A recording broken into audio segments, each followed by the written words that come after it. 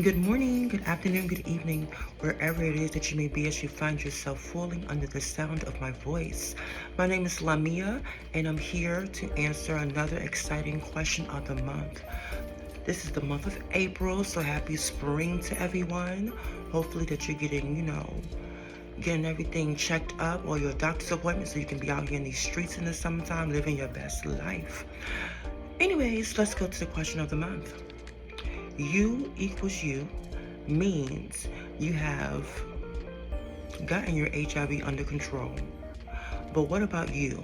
How did you heal yourself emotionally, mentally from the experience of receiving a positive diagnosis? Whenever you are in this process, please share some tips. Good question.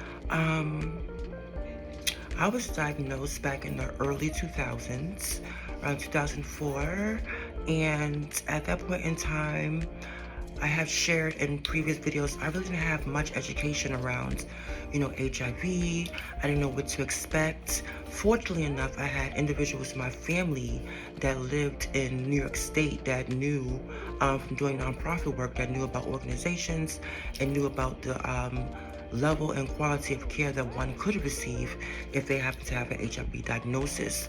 And that's what brought me from Virginia to New York. And so at the beginning of the process, it was me trying to establish myself through the vehicle of receiving services because of my diagnosis. It was really heavy because I always was reminded about I have this new diagnosis. I'm in a city and town that I know nothing about. I'm away from my family. I'm back in New York where I was born, however, raised in Virginia. And so it was very overwhelming at the beginning.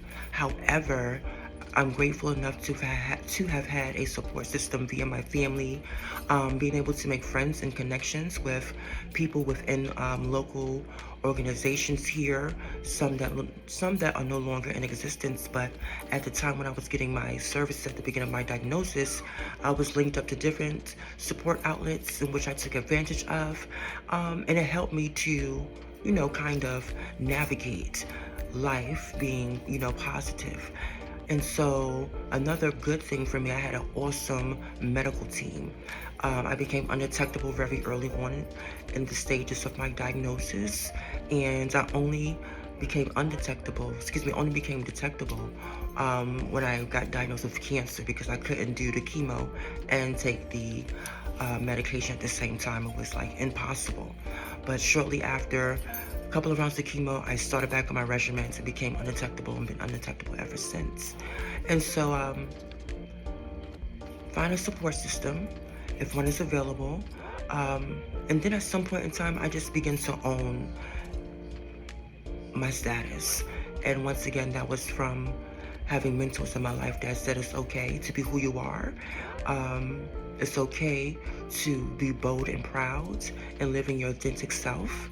And also I had an opportunity to give back in the form of education.